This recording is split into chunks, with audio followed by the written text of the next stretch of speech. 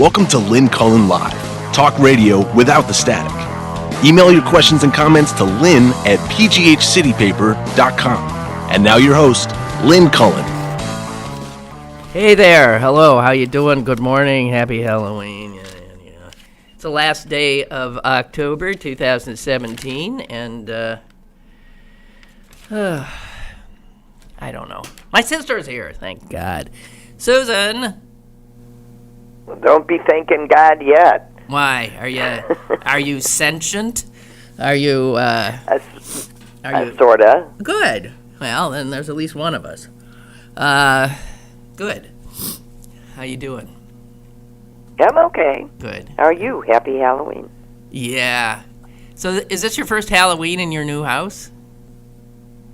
No. Why do I think that? Because I've been in my new house for 3 years. Well, when you get old, when you get old and time gets all weird, it goes too maybe fast. 2 years. I've been in my new home for 2 years. Okay. But I'm going to California for the third year in a row, so... Yeah, that must be I'm it. into my third year. Okay. All right. Huh. Well, I can't wait till that. Halloween is one of those ones that the adults have destroyed. So Yeah, well, it makes me anxious. I mean, it's not... It's why do you get anxious? It's not fun in a city where... You don't know who's on the other You don't know end? who's going to ring your doorbell. Oh, really? Really? Don't you have a little peephole? Well, no, I have a camera. I have one of those ring doorbells where I can see who's at my door on my telephone. Okay, well, so then you'll be able to see if it's little kids and stuff. At what age do you think kids should cease and desist from... When they're big enough to scare me. Yeah, right. Well, but that's not fair because there's some big little kids. When I don't know. I think when you're a teenager, you stop going out. Well, sorry. I think it's a little kids game, and here they do it. I mean, all of these. Like last night, I went out with my son and daughter-in-law and grandson along the Southport corridor, which is a street, Southport, and it's all little shops and the shopkeepers all sit out on their stoops right. and hand out candy, and it's a big parade down the street. Right, that's nice. And that's cute. I mean, You can't help it. You're just smiling at all these funny the lengths people go to dress up their little kids. Yeah, they used to do that in Squirrel Hill. I don't know if they still do. I remember running with my terrified child from some, I guess, well-meaning clown. But there's actually a story in the Wall Street Journal today about cities that are trying to put age limits on who can go door to door. And it's scary. Well, there's a lot of pushback. I saw some city in North Carolina said it's 13 years old is already too old. It's 12 and under. And others have said if you can drive a car, you're too old. But I think at some point you let the little kids do it. Come on. There's an easier way to do this, and it's what I decide to do. The very youngest of the children go out early. Yeah. So between 5 and 7, I answer my door. After that, nope, too late. Oh, really? So they don't have time limits now. I noticed that the city put out trick-or-treating time, and Pittsburgh's is very limited. It starts, if I'm not incorrect, at 5:30 and ends at 7:30. I think that's correct. Yeah, you should know when, and it's because we live in a world where that little tyke could be armed. Oh God. I'm sick of it. I'm sick of everything being ruined. Ruined! I tell you, ruined! Ruined. Remember when you used to, remember when all of a sudden you had to take your candy to the police station to be x-rayed so there weren't razor blades in it? Do you remember that? That's when it started going down. When one little kid got, a tainted something, and then all hell breaks loose. Overreaction. I don't know. And remember when parents never went with the kids? Did they? Well, our parents certainly never went. But that's what I'm saying. But I don't remember any parents. I know, but I don't remember any parents being out and about. It was kids' night out.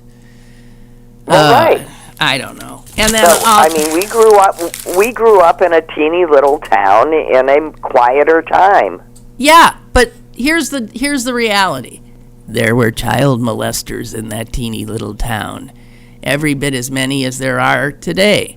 There were just as many bad people and stuff going on. It just wasn't reported. There just wasn't a hysteria that was whipped up.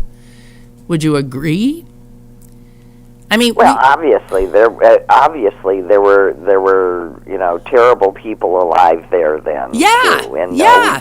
We just didn't know about it. Right, and we were happier. So that doesn't mean it was better. That means that kids were getting assaulted and no one talked about it. Well, but I also think that because media focuses on this stuff, it then gets amplified in our heads. We become fearful when really we should not be. We become anxious when we should not be, right?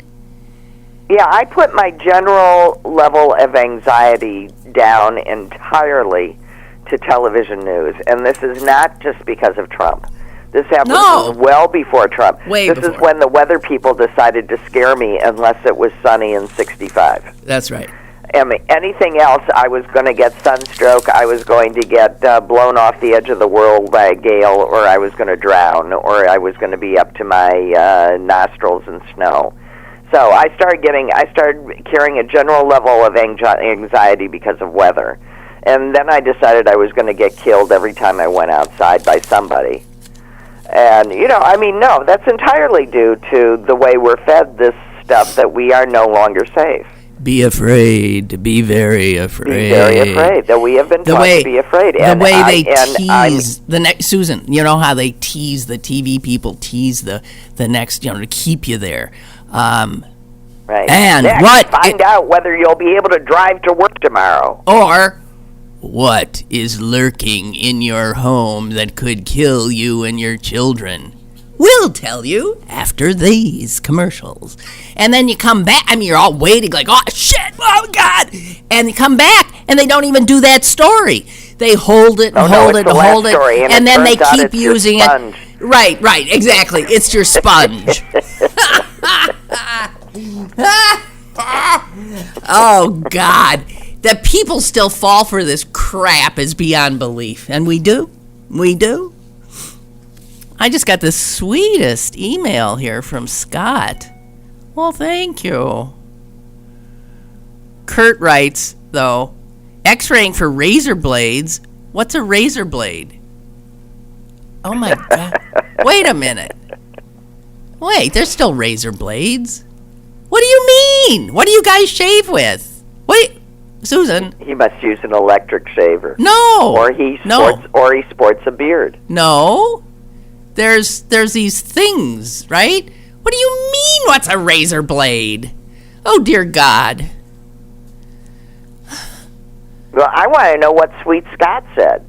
Oh, good morning, Lynn and Susan. You are wonderful. 17 plus years ago, I always listened to you as I drove to graduate school at Duquesne. I always felt and even told folks that I learned more from you than from my professors. Hey, could you give me some of the money that you gave the professors to teach you? I would take some of that. He didn't give it to the professors. Wait a minute. He gave it to the administration. I know, and they didn't give it to the professors. Didn't give it to the professors. That's right. My favorite lesson from you then was, we are the human race. I think I stole that, though, from Clarence, who always said that when he had to put down race for race, he would put down human. Put down human. Yeah, which I thought was brilliant, and which, I think everybody should, and stop feeding into this bullshit. I put that, Scott says, we are the human race. I put that on many forms and told many people, good, see? Thanks. You are hot. What? Is that what that says? Yeah, it says you are hot. Love you. Take it. Oh, hell, I do. See, because I'm a woman of a certain age who doesn't take offense. How many women of us, younger would say, how dare this person say I'm hot? Isn't that triggering? Is that he doesn't even know me? I suppose he'd put his hand on my shoulder if he were here. All right, don't get me started. No, honestly, I got in trouble yesterday because every time I see Sarah Huckabee, whatever. Sarah Sanders Huckabee. I can't. First of all, I can't listen, but mostly it's because I'm so fascinated by her eye makeup. She was losing Susan, I was told there was on her left eyelash was dangerously close to running. Falling off the other day? Yeah, I didn't see it, but I was told that. So you're fascinated by her eyes, her makeup. Well, no, that obviously somebody told her to either is doing for her or told her to do her makeup that way, and someone should tell her that they're wrong. I don't know. She doesn't need to put 2 rows of U's on her eyelids and put black stuff on the eyelids above them. That it doesn't make her look better. Maybe she was going for maybe she was going for she's going for a smoky eye, a ghoulish look for the Halloween season. No, I don't sort know. of like. I mean, no. Oh, well. But see, Susan, yeah, you shouldn't... See, I'm not supposed to notice stuff like that. I'm not supposed to comment on her looks or her choices. You're not. You're supposed to... I'm sorry. When I look at her, it's so distracting that I can't hear the lies that she's telling me. Right. There's plenty to comment on with her that... Okay, guys, I'm sure you want us to get to, the big news, but we're getting a slow start today, so hang on. What's a razor blade? I'm back to Kurt. I guess even that has been spoiled by time. Really? Explain to me what... There's those... It's a thing you put on and it inject... You don't really deal with a razor blade anymore. You don't deal with the blade. It's concealed in a thing that injects it into your... No, I don't know. What the hell? Well, Susan... You either use I don't know anyone who uses an blade, electric. or you use an electric shaver, or you don't shave. Oh, here, Kurt. But there aren't single blades anymore. Now there's 10 is better than 1. So there's Track 450 and Atra 970s and stuff like that. Okay, here's what Kurt writes. Sorry to confuse. The old-style safety razor blades were very thin and could be slid into an apple undetected. Oh, that's when I said, how you had to x-ray for apples. I mean, your Halloween stuff. First of all, somebody giving an apple out on Halloween is already not in the, not in the... You can't take an apple because God only knows where that's been. And not only that... It has to be hermetically sealed for you to right. allow your small child to eat it. And kids aren't going trick-or-treating for fruit. I mean, it's just not what it's about. So people who give kids thinking they're doing something, well, here, let me give you something that's healthy for you. Come on! That's not what it's about. Damn. Sorry. You can hear my telephone telling me there's somebody at my door even as we speak. Okay. Hi. Okay. Nowadays, Kurt writes, we have disposable razors and cartridges. That's what I was trying to get. No raw blades like we used then. Okay. But those raw blades were good for so many things. Like slitting your wrists. I mean, no, but I mean, there were things I remember doing with razor blades. Never mind. All right. And Chuck writes. Well, painters still use them to, scrape stuff paint off of window panes, and they're a good tool. I think glass glass top stoves. You could use one to get stuff off, believe it or not. Clean the dirt off, yeah. Yeah, stuff. And I'm being told another good thing they could do is you that's how you cut lines of cocaine that you were snorting.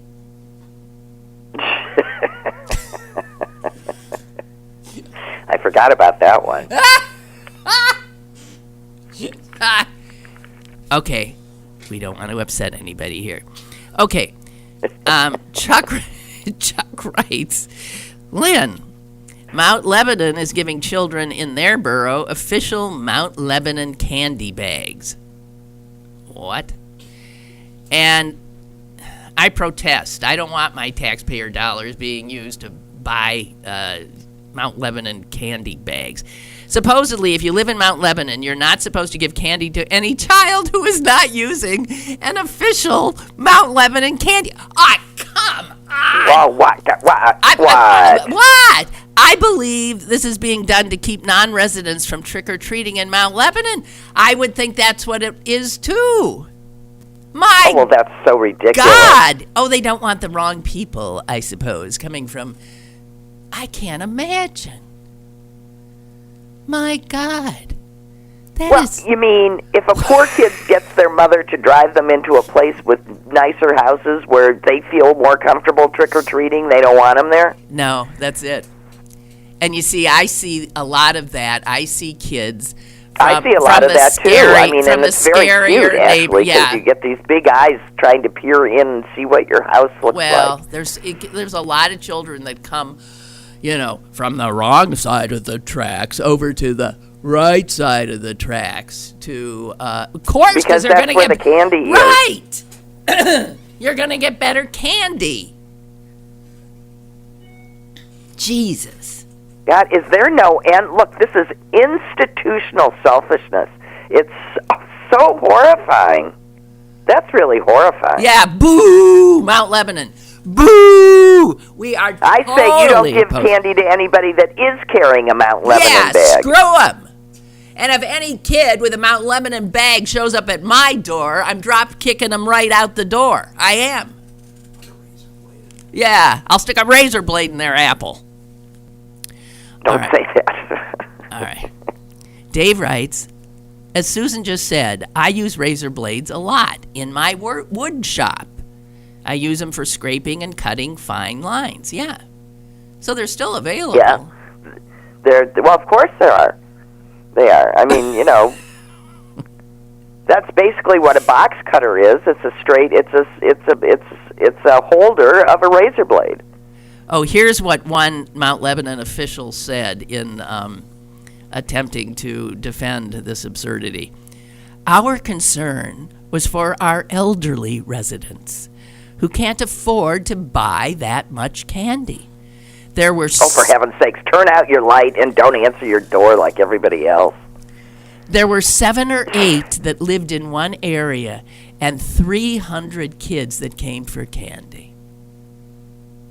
It is true that depending on where you live, how busy a street, Halloween is more expensive for you. I feel for the people who live one street over because that's a major street, and man, those kids, they're coming in droves. While I'm sort of tucked away and dead. Right, I used to be the last house at the top of a very, very, very dark hill. Right, man, that's where I am. So. And there were only 3 houses. Once you hiked up the hill, there were only 4 houses up there. So very few people. Once the small children that lived up there with us grew up, no one even ever rang our doorbell. Right.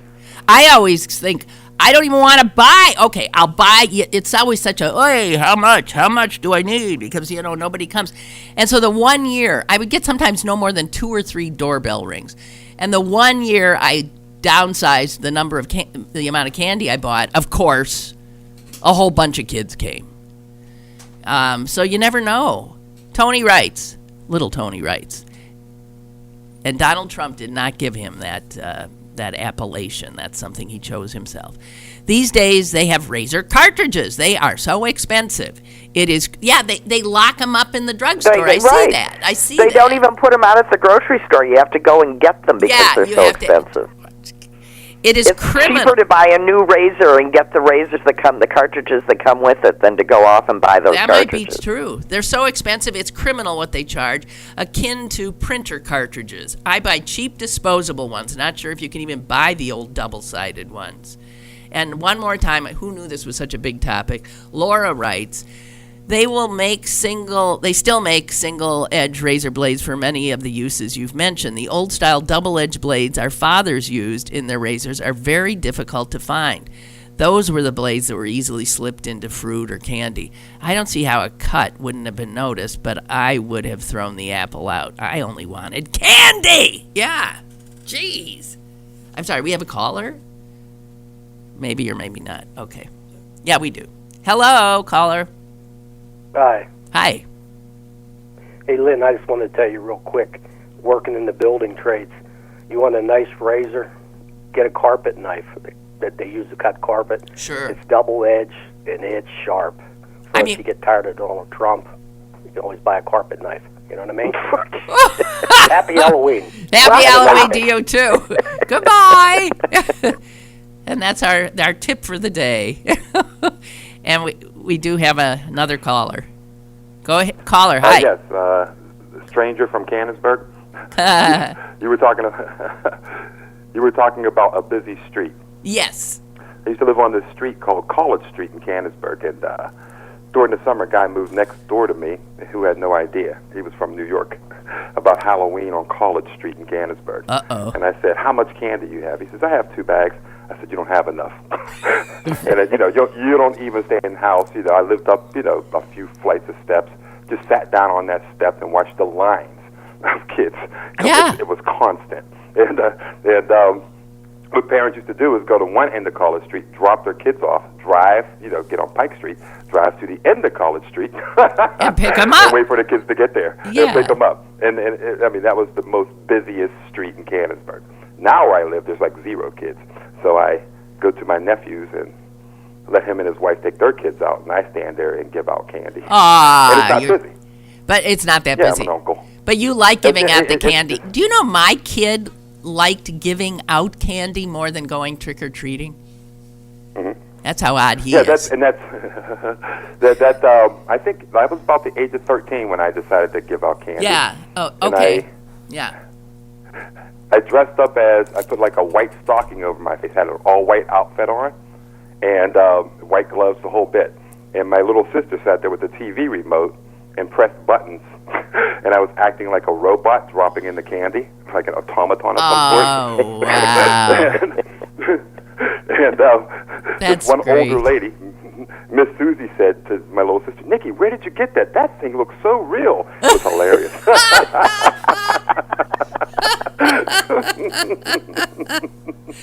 That's great. Well, I haven't enjoyed Halloween so much as I have in the last 15 minutes, I'll tell you. I mean, yeah. Thank you. Clarence, always good to hear from you. Bye. All right. Bye. Bye. Well, maybe we don't even have to mention the word or man. No, we don't. Papadopoulos. I think is that a pretty common Greek name, by the way, because, there was a... Papadopoulos? Yeah, because it rolls off of everybody's tongue, and it's familiar. Well, it is not... I was thinking, though, that there was the head... But I know somebody named Papadopoulos. Oh, you do? Okay, because the head of Greece at one point was Papadopoulos. And I was wondering if this Papadopoulos was related to the Greek Papadopoulos, but apparently if there's a million Papadopouloses or Papadopouli, who the hell knows? There's a shrink named Dimitri Papadopoulos because he was in Eric's class, Eric's residency cohort in New York. But he was also in a Woody Allen movie.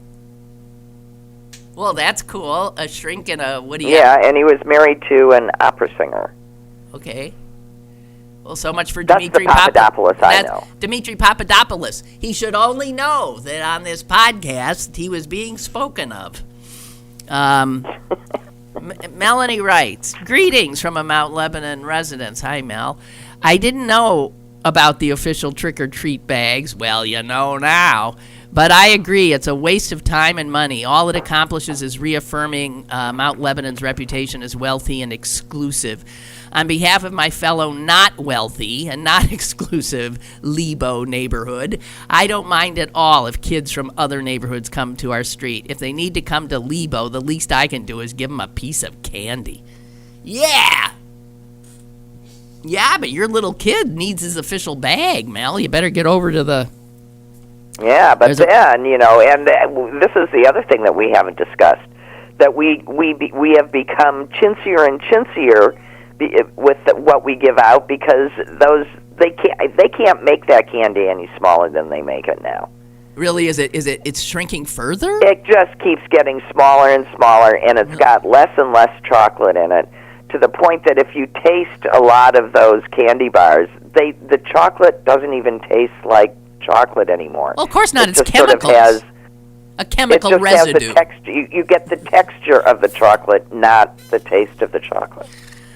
It's sort of reminiscent of what chocolate used to taste like. And so I sat there for a long time in the grocery store trying to find, something short of a full-size candy bar, because I think that's too much for little ones.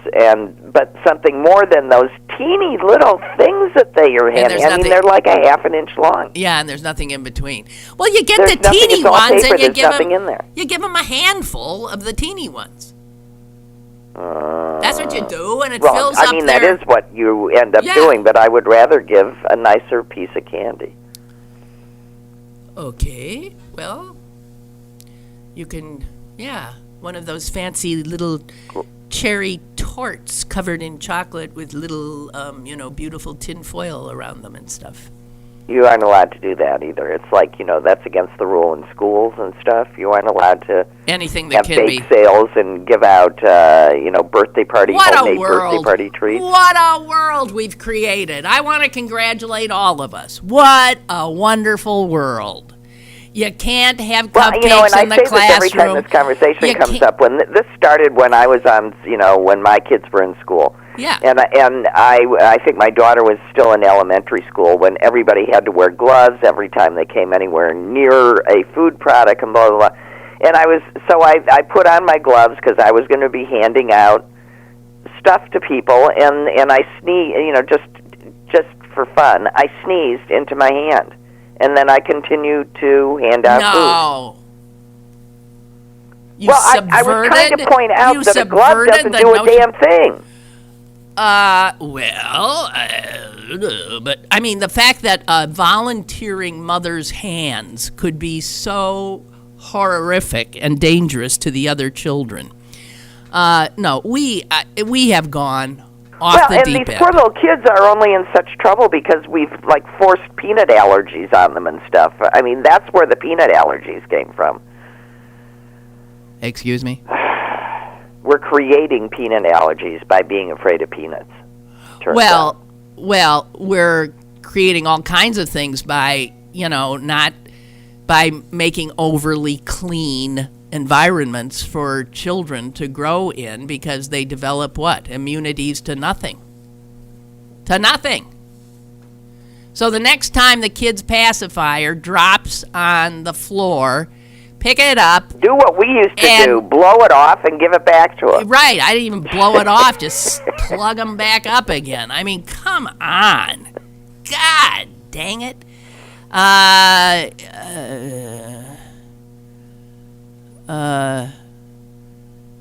Mount Pleasant apparently has some weird stuff going.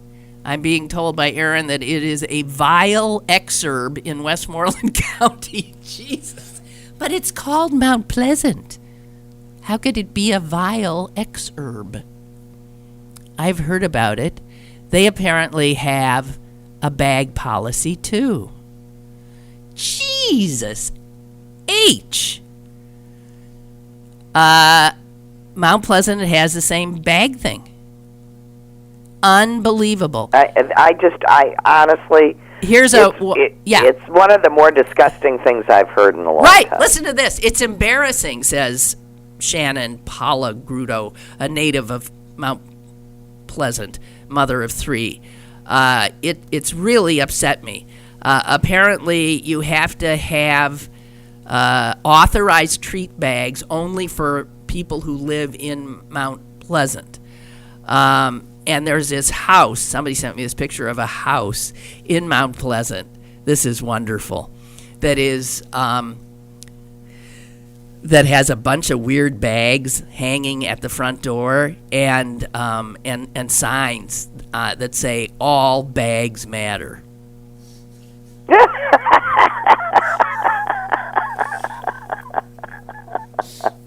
Yay!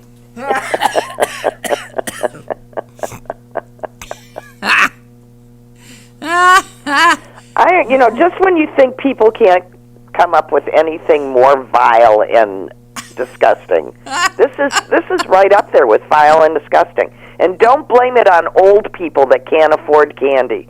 This is just vile and disgusting. Okay, somebody's telling me it was not Mount Lebanon. Mount Lebanon hasn't done this, and it really is Mount Pleasant. Not true. Not true, because Stephen found that was about Mount Lebanon. Yeah, no, they're both. This must be something in suburbs and vile exurbs. Places that start with Mount. Yes, that's right. Mount Pleasant, Mount Lebanon. Is it possible that it isn't Mount Lebanon? It's possible. Okay, although I do not live in Mount Lebanon bag required area. Jeez. I would have a concern if I lived there and refused to give out treats to those without the proper bag. Would I suffer the trick part since I was not giving a treat? Would my car be keyed? My house egged? Yeah, I mean, in the good old Halloween tradition, right? If you were to say, I'm sorry, you do not have the right bag, and close the door, well, then your house would get egged, right? Oh, God. I mean, who could do that? How could you say, I am required by my local government to not give you candy? How can you, I mean, who the F do these people think they are? You can't give candy to, I mean, who do they think they are? Isn't it nice to be all upset about something that's so accessible, Yes, I'm enjoying it. Because I think this shit matters. This is Be Mean to a Kid Day, community style. Yeah. Henry writes, if you didn't see the video of Trump handing out candy to the children of the press, I did see it. Oh, right. Uh-oh, it is. Sorry, Mount Lebanon. It isn't Mount Lebanon. Sorry, it's Mount Pleasant. We got our mounts wrong. It's Mount Pleasant. Do you think Mount Lebanon has a slander case against me? Did I libel? Well, you've retracted already. Too late. I retracted. It's Mount Pleasant. Mount Pleasant. Boo! Okay. It's Mount Pleasant in the style of so many places where the name seeks to detract from what it really is anything but Mount Pleasant. Right. And that quote about the elderly residents, that's from a Mount Pleasant official, not a Mount Lebanon. So we apologize. Well, we little senior citizens can take care of ourselves. We just won't answer the door when we run out of candy. Yeah. Or we'll give them pennies. Sometimes I give them pennies when I run out of candy. Pennies? What's that? Mm-hmm. That's like razor blades. What the hell's That's a penny? That's an old-timer coin. Hey, you wouldn't even bother stooping to pick up. That's right. That's what that is.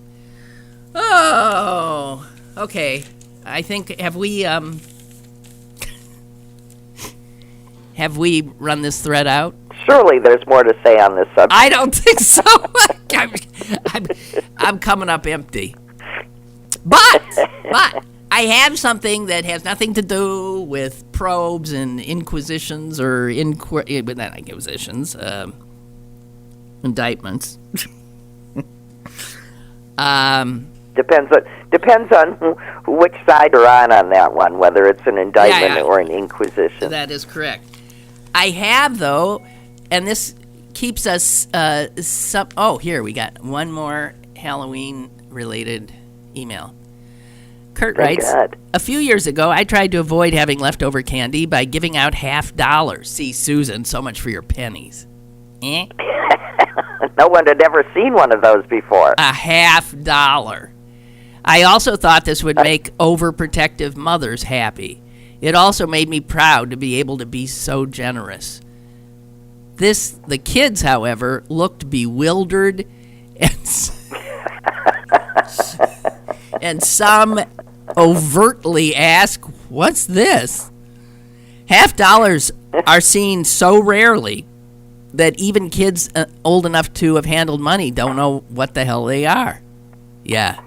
Well, I don't think I've seen a $50 in... No, I haven't either. 20 years? But quarters, you could give out quarters. Kids don't want money. They want candy. That's what this is about, candy. But this is another kid-related story. Susan, what was our mother's favorite story to read to us when we were children?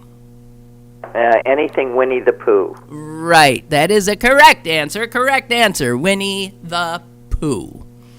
And except that I don't remember any of it because she was laughing too hard for me to understand a word of it. She must have read it to us a lot, but she'd crack herself up. She loved it so much that she would laugh and laugh and laugh. And I think a lot of it we didn't even get. Did we? No, I never did get it. Well, listen to this. I certainly didn't understand what was so funny about it, but go ahead. But it is. If you go back and look at it now, it's when I read it to my kids, but I tried to let them hear the story. Oh, I mean, it's just brilliant. So there's this movie out now called Goodbye, Christopher Robin, that talks about how his dad, the guy, Christopher Robin, Milne, how his dad comes back from World War I, and he's a writer and a poet, and I guess the only thing of his that ever really took off totally was this Winnie the Pooh, for which the father was just depressed as hell. To him, it was something he had, you know what I mean? It's fascinating. Right, and it was something he dashed off for his son. Yeah, and the kid, he was an only child. His name was Christopher Robin. He did have a bear he called Pooh. But he grew up and raged at his father let me give you a quote. This is so mind-blowing. This is a quote from Christopher Robin, who's the boy. Well, he felt merchandised, I bet. Modified, he was used. This is when he was obviously an adult already, a young adult maybe.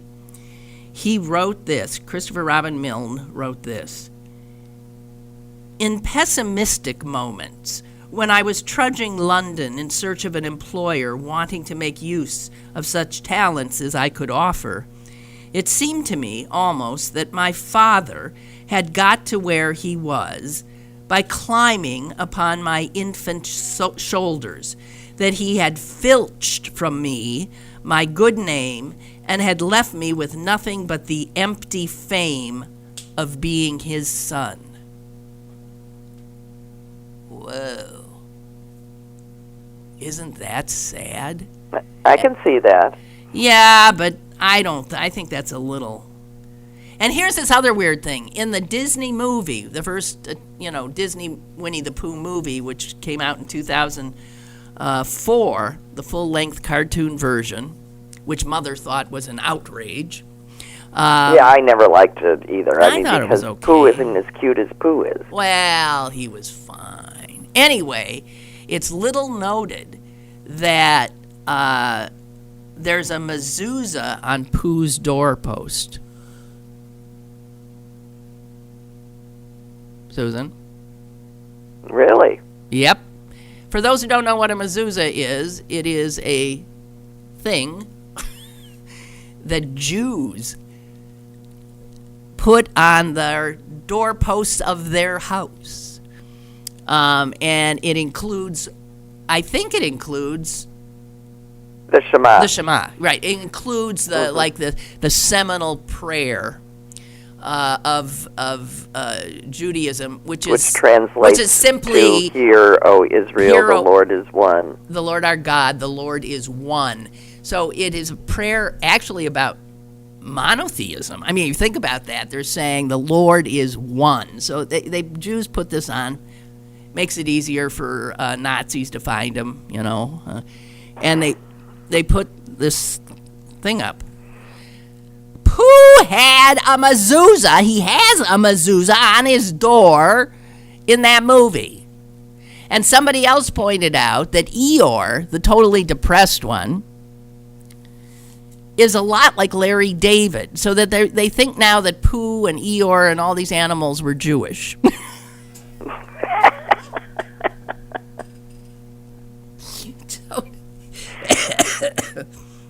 Rather than thinking that one of the illustrators was Jewish and was having a little fun. Exactly right.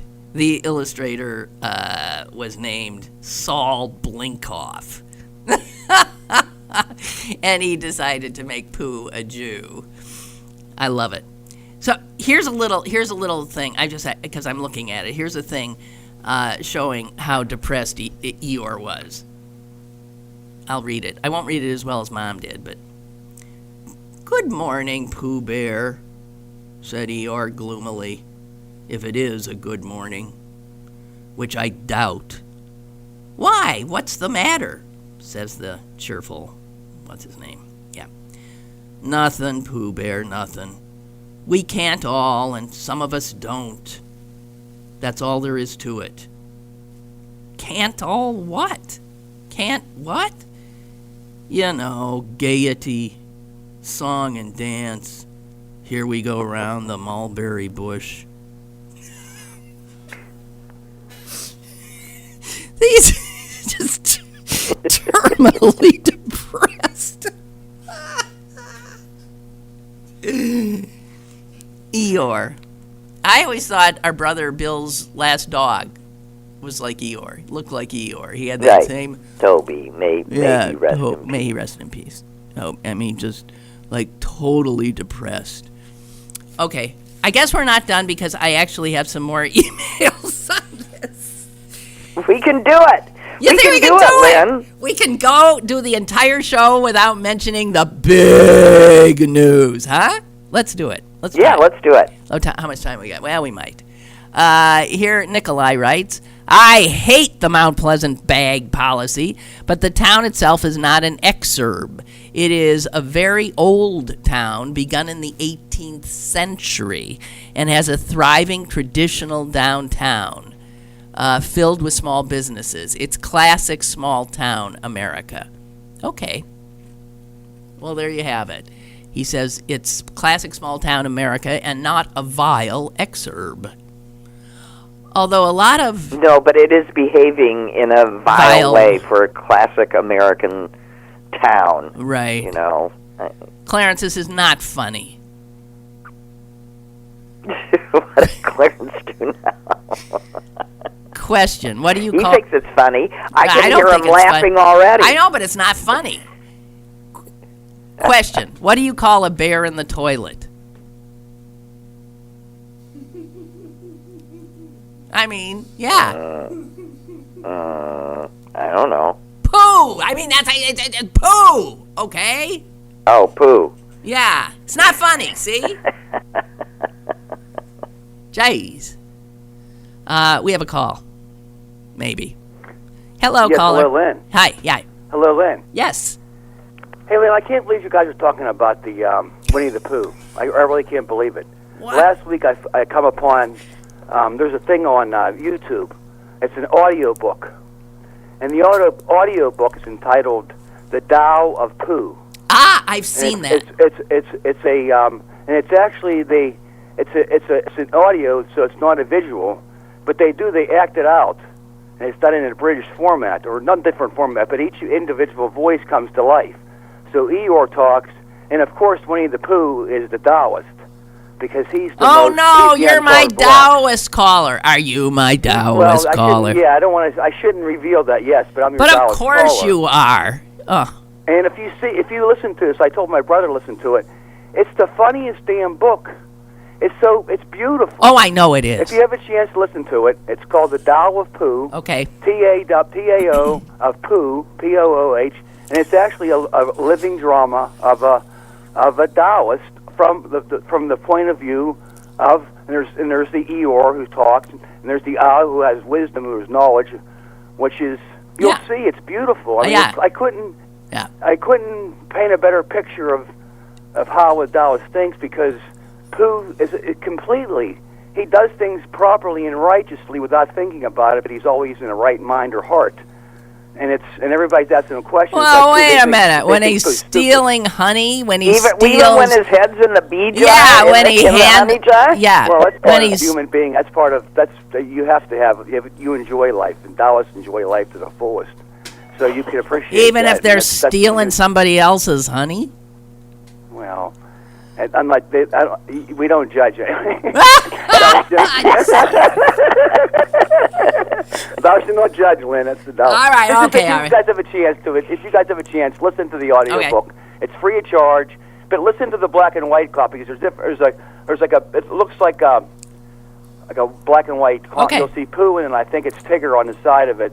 Okay. It's free to listen to it, and you'll be like, "Oh my God, it's beautiful." All right. If your mother likes the Winnie the Pooh and she listens to this, she'll love it. Maybe, She'll love it beyond all belief. maybe. All right. Well, Thank you. I'll set her up with it. Okay. Thanks hey, a bunch. Thank Talk to you. guys. Bye. now. I've seen that. Have you seen that? I have. Yes, I have. Yeah. Laura, by the way, has written about Clarence's joke. I laughed. But Laura admitted yesterday that she really I think she's got a crush on Clarence, so I don't know. Of course you'll laugh. Of course you laughed. Susan, Laura happens to be our brother's secretary. Oh, okay. That Laura. That Laura. Hey, Laura. Morning. All right. Well, now I'm in trouble because I don't know. Now we've got 12 minutes, and we're done. Yeah. Oh, I got a joke. Since Clarence had a joke, mine's a Halloween joke. Okay. Yeah. So this guy comes to a Halloween party where you're supposed to, be dressed as something, and the host says, "What are you supposed to be?" And he says, "I'm a harp." And the host says, "You don't look like a harp. You're too small, or it's too small." And the guy who thought he was dressed as a harp said, "You calling me a liar?"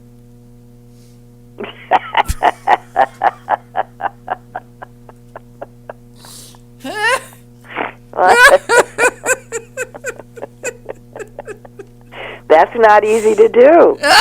That is not easy to do, to make a harp liar joke. And I didn't really do it very well, but that's good. That's funny, isn't it?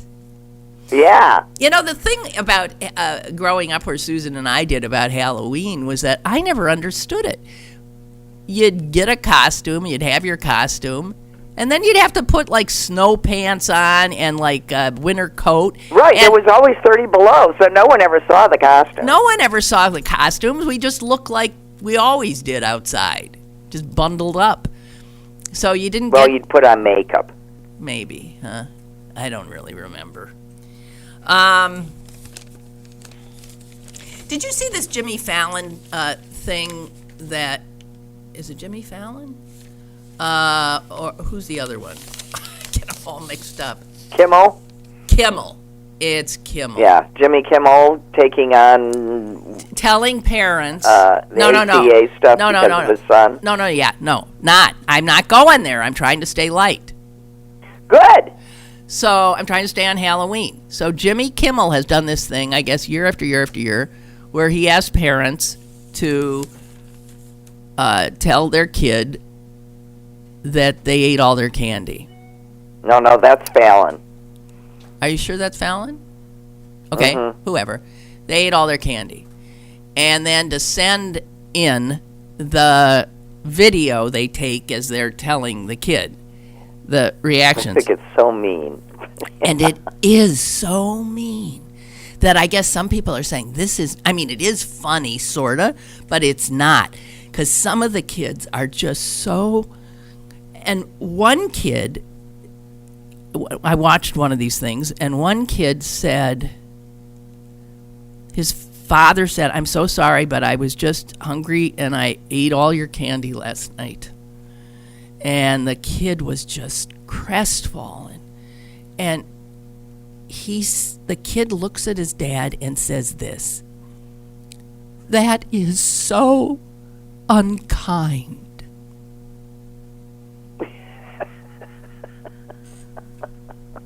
Isn't that wonderful? Yes. That is so unkind. And some of the kids break into tears. They're sobbing. I know. Their parents are making them cry to get on the Kimmel show. I heard on the Fallon show. I think it's terrible. Yeah. We got callers. Caller? Hello. Hello, Lynn. Hey, Yeah. Sue. So this kid's dressed up like a pirate, and he's trick-or-treating. He walks up to this lady's house.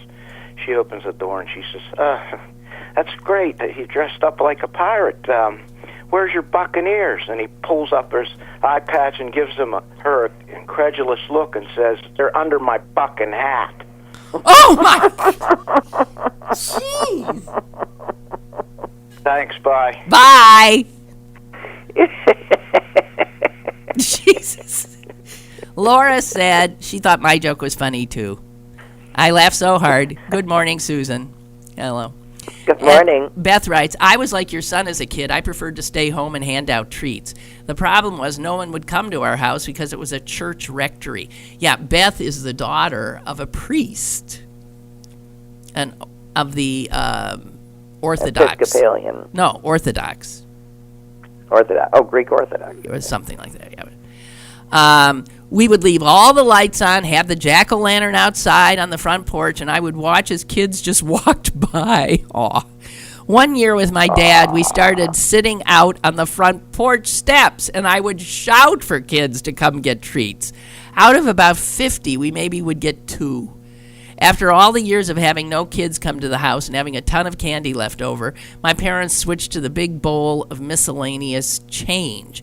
That year we had 25 plus kids. The next year we had 0. You can't, I don't know. But how sad that they'd pass your house just because they thought it was a church rectory you lived in. Do we have a caller? No, I took both. Okay. All right. So now. Close but no cigar. Anybody else? Come on, we got all of 5 minutes. Halloween, Winnie the Pooh. Huh? Eh? Well, I got something that we have. What? A caller. God bless him. Okay, wait. Just gotta wait till caller. Hello. Hi, Lynn. First of all, I gotta say, when Sunday night I saw, I call him Kim Young Trump, giving out the Halloween candy to the reporters' kids. Yeah. I'm still in shock over that. It was amazing the way he was telling the kids that how bad their parents were. I know. And then about don't get fat. Well, no, I think when he gave the one girl and he said, "You know what? I actually thought, I'll give the devil his due. I thought in his way he was being, the fact that he noticed the one little girl was near tears." And he said, "What's wrong? Are you crying?" And he's, and whatever. And then another kid said, as if in answer, "She's Japanese." Did you hear that? No. No. And then I'm thinking, what? And then Trump said, "Oh," he was trying to make her feel better. "Japanese. I'm going to Japan in a week." And you are beautiful, and Japan is beautiful. He went off into his, superlative thing.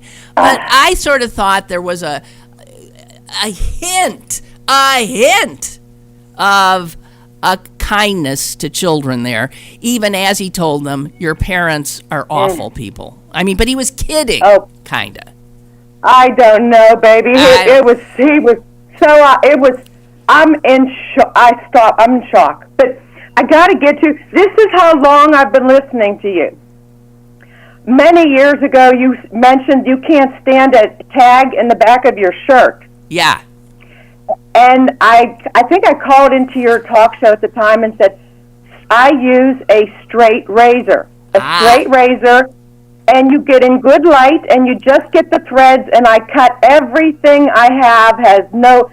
I also dabble in sewing, and I call it my unsewing kit, and it's a pair of what they call cheaters, those cheap bifocals, as strong as you can get, and a package of straight razors. You get them at, hardware departments. Mm-hmm. I have them I have them in my makeup kit.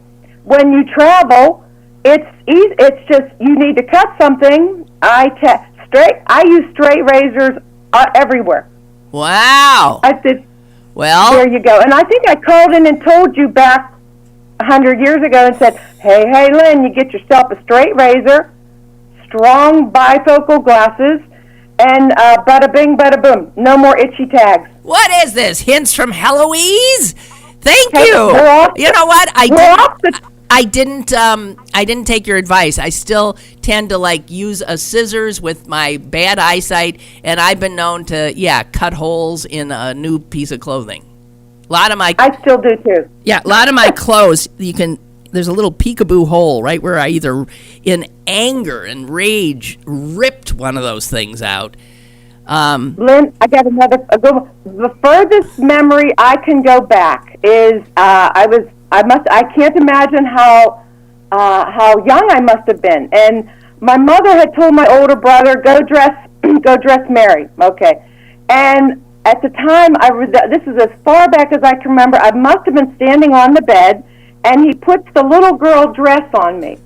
And it had those ties, like the built-in little tie on each side. Mm-hmm. And you're supposed to tie it in the back. And instead, he just took each one in his hand and yanked them right out of the dress. And I remember saying to my brother Vinny, I don't think that's right. And him saying, no, that's air conditioning. Ah! Vinny! No, it's okay. Vinny. And I still remember. That's as far back as I can remember. My furthest memory. Aw. Hey, thank you so much. I appreciated the call and the memory. Thank you. Thank you, dear. Hi, Sue. Bye. Bye. Bye. Susan? Yeah. I think we did it. I think we did, too. I bet Proving. Once again, that you and I can just talk about just about anything for an hour. We can do these things. Yeah, and we got a lot of help from a lot of other people who are probably relieved who didn't want to talk about what we didn't want to talk about too. Right, because people need a respite, Right, and that's what we unwittingly provided today. But right. It was just pleasant. Like an hour of life. Life is good. Yeah. When's the last time you listened to my show and we laughed so much? I mean, seriously. Except at Clarence's stupid joke. I thought the answer was dump, and that didn't work. No, you couldn't. I know you weren't even. Susan. What? Nothing. And Chuck writes, Lynn, if you didn't know better, I'd say this was Friday because the show today sure was like having a fun Friday. But that, and then he says, P.S. Sorry about confusing Mount Lebanon and Mount Pleasant. Oh, you're the one. So if Chuck, you were the one. All right, so if I get sued, I'm coming for you. I'm telling you. Okay, guys, thank you so much. Okay, and just keep watch tonight. In my unofficial poll last night, Shark is the big winner as a costume. Shark? Why? there were just every third little kid was dressed as a shark. Don't ask me. Okay, I'll be ready for the sharks. Thank you, Suze. Bye. Bye. Bye to you guys, too, and see you tomorrow. Lynn Cullen Live, Monday through Friday from 10 a.m. to 11 a.m. and archived at pghcitypaper.com. The opinions expressed on Lynn Cullen Live are those of the host and do not necessarily reflect the viewpoints of Pittsburgh City Paper or its advertisers.